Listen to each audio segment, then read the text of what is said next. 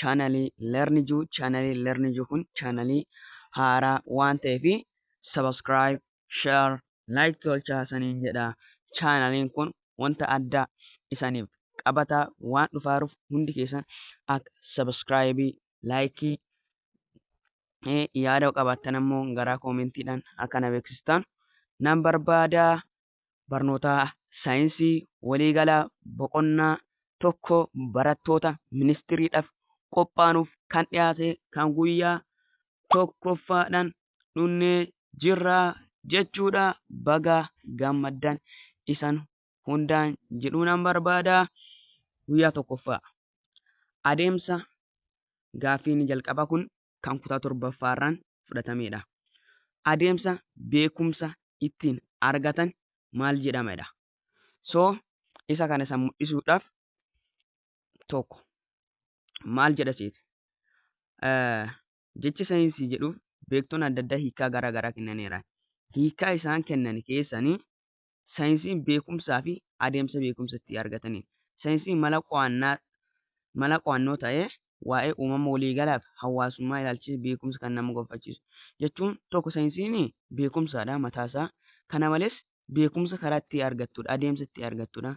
Inni lammaffaan immoo saayinsiin mala qo'annaa ta'ee waa'ee uumama waliigalaa addunyaa kanaa hawaasummaa ilaalchisee beekumsa kan nama gonfachiisudha jechuun fakkeenyaaf beekumsa saayinsii fayyadamuudhaan waa'ee uumama addunyaa kanarra jiran jechuudha. Qo'achuu hin dandeenyu? Hin dandeenyu. Kana malees hawaasummaa addunyaa kana qo'achuu hin dandeenye jechuudha. So kanaafuu saayinsiin beekumsaaf adeemsa beekumsa itti argatanidha. So kana waan ta'e adeemsa beekumsa itti argatan A mala dhahuu, B ibsuu, C saayinsiidha. So kanaafuu deebii maalidha? C saayinsii kan jedhudha jechuudha. Inni kan beekumsa saayinsii kan adeemsa adeemsa karaa kamiin arganna jechuudha. So beekumsa saayinsii kana jechuudha. Amma saayinsiin beekumsa adeemsa beekumsa itti argatanidha. Adeemsa beekumsa itti argatan kanayyuu karaa kamiin argachuu dandeenya jechuudha. Karaa kamiin argachuu dandeenya gaaffii jedhuuf ammoo kunooti.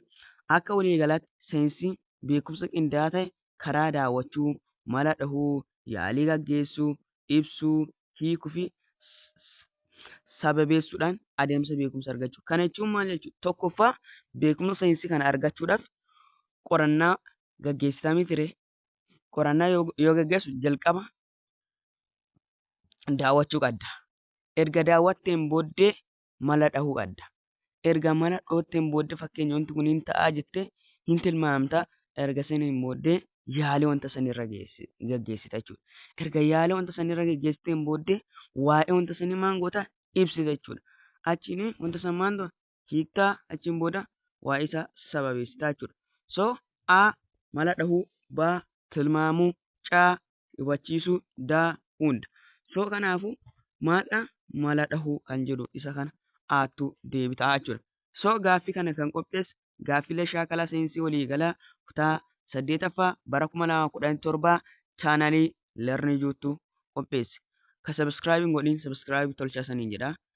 Gaaffii isa sadaffaa damee saayinsii isa kamittuu waa'ee ta'iiwwan daawwatamoo uumamaa kan hubachiisu ibsuuf tilmaamuu nama dandeessisa jechuudha. Damee saayinsii kamittuu waa'ee ta'iiwwan daawwatamoo uumamaa maal godha?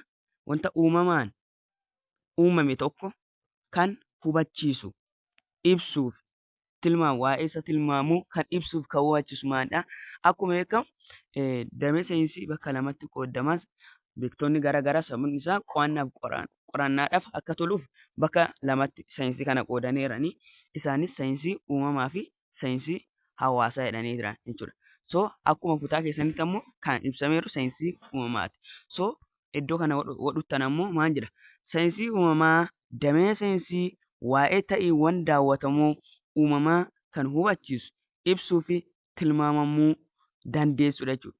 Waa'ee wanta ta'iiwwan uumamaan uumame tokko maal godha? Hubachiisa waa'ee isaa jechuudha. Waa'ee wanta uumamaan jiru tokko kana malees ibsaa, kana malees tilmaamuu akka tilmaamu si dandeessisaa jechuudha. So kanaafuu deebiin keenya isa kamidha? Isa saayinsii uumamaa jedhudha. So kanaafuu deebiin keenya isa kamidha? Isa baarratti argamudha jechuudha.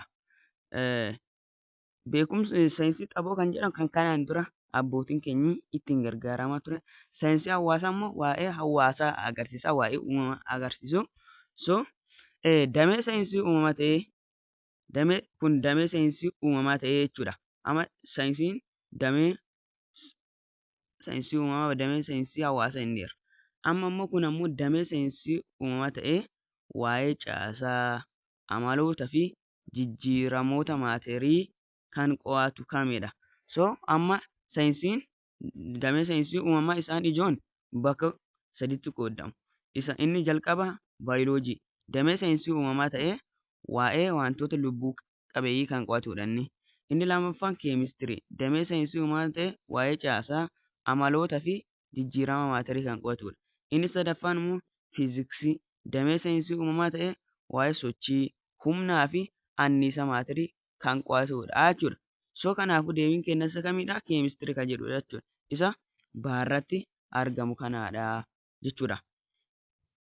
Subscribe godhuun hin dagatina chaanalii kana jechuudha. Wanta hedduu isaniif fayyadu qabatee isanii dhufaa jira. Guyyaa tokkoffaa kan jedhamu malee gaaffii ja'affaa adeemsa footosinteesisii keessatti anniisni barbaachisu hariiroo dameewwan saayinsii uumamaa isa kamidha. So kana hubachuudhaaf jalqaba wanta kana hubachuu kan damee saayinsii uumamaa gidduutti hariiroo cimaatu jira.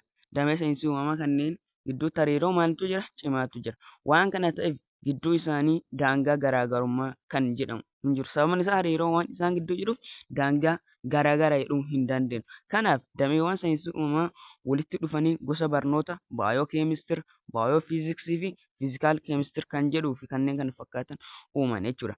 Fakkeenyaaf adeemsa footosinteesisii keessatti anniisa barbaachisu. Fakkeenyaaf footosinteesisii gaggeessuudhaaf fakkeenyaaf biqiltootatti footosinteesisii gaggeessu. Kun baayoloojii yoo ta'u anniisa achi keessa barbaachisu ammoo maalidha? Fiiziksiidha jechuudha. So maal jenna kanaan baayoo fiiziksii jechuudha. Wantoota keemikaalaa gaggeessuudhaaf fi kanneen kan fakkaatanidha jechuudha. Hariiroo gidduu isaanii jiru. So kanaafuu adeemsa footosinteesisii keessa anniisa barbaachisu hariiroo dameewwan saayinsii uumamaa isa kamiitidha. So A baayoo fiiziks, B baayoo keemistir, C fiizikaal keemistir, D hunda. Maal jenne baayoo fiiziks inniira.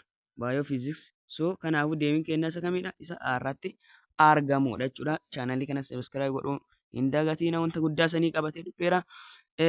Gaaffii inni ja'affaan jechuun adeemsa qaama hammisaa hin beekamne tokko qaama hammisaa beekamuun wal bira qabanii madaaluutidha. So kan akkas tolchinaa fakkeenyaaf akka san hubattaniif safara jechuun adeemsa qaama hammisaa hin beekamne tokko qaama hammisaa beekamu wal bira qabanii madaaluuta jechuudha.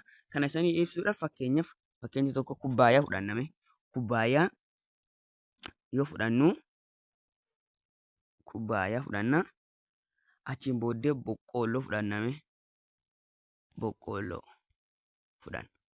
Fakkeenyaaf kubbaayyaa kanaan boqqoolloo yeroo tokko safarre hamarre yeroo lammaffaallee safarre jechuudha. Yeroo meeqa safarre? Lama safarre.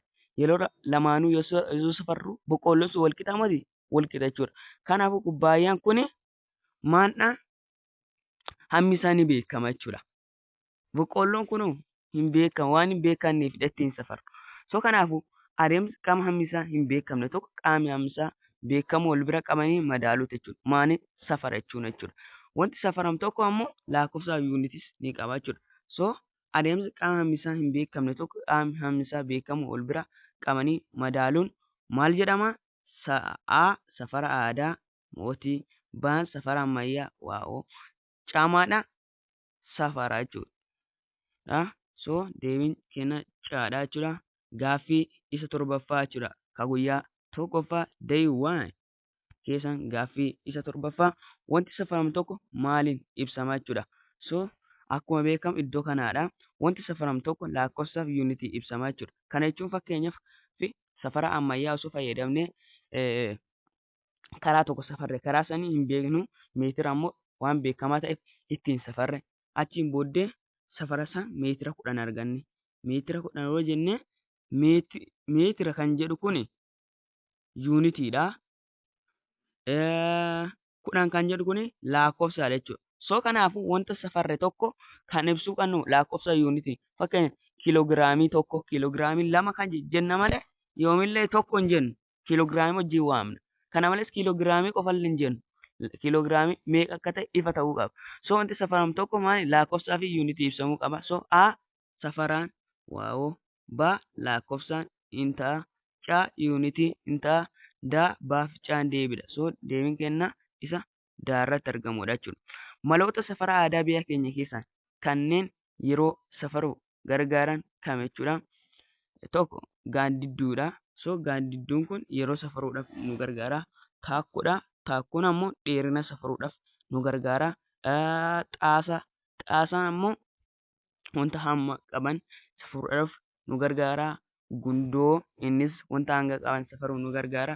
Kunooti yeroo safaruudhaaf waggaa, ji'a, torbee, guyyaa, gaandidduuf kanneen kana fakkaatan safaruudhaaf kan fayyadamnu mala aadaatiin jechuun fakkeenyaaf waggaa, ji'a, torbee, guyyaa gaandidduudhaan ilaala. Fakkeenyaaf abbootiin keenya yeroo qaran akkuma beektan gaandidduu manaa ilaalaa yeroo xiqqaata deemu yeroo guddata deemu kana maal godhanii ittiin safaraa turan jechuudha. Kanaafuu deebiin keenya isa kamidha? Isa irratti jirudha jechuudha.